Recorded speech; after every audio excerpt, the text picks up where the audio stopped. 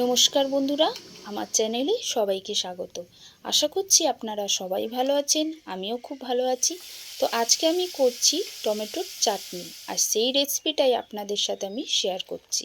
তো প্রথমে আমি টমেটোটাকে পেস্ট করে রেখেছিলাম। এরপর আমি কড়াইয়ে সামান্য তেল দিয়ে আমি ফোড়ন দিয়ে দিলাম 5 ফোড়ন। তারপর আমি এই পেস্টটার মধ্যে দিয়ে দিলাম। কিছুক্ষণ নেড়েচেড়ে নেওয়ার পরে আমি একটু কাজু আর কিশমিশ এর মধ্যে দিয়ে দিলাম সামান্য একটু অল্প নুন।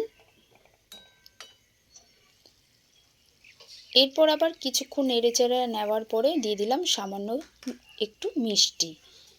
তো মিষ্টিটা আপনারা যে যার পরিমাণ মতো দেবেন।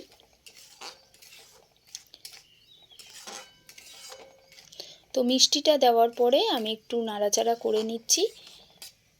এরপরে দেখুন টমেটোর কালারটা পুরো চেঞ্জ হয়ে গেছে।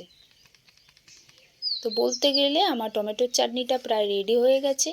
তো আপনারা এইভাবে করে খেতে কারা ভালোবাসেন, তো আপনারা অবশ্যই বাড়িতে এইভাবে একবার করবেন।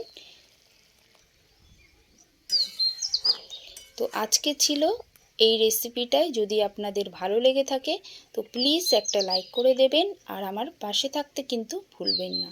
তো সবাই ভালো থাকবেন, সুস্থ থাকবেন। আজকের মতো টাটা।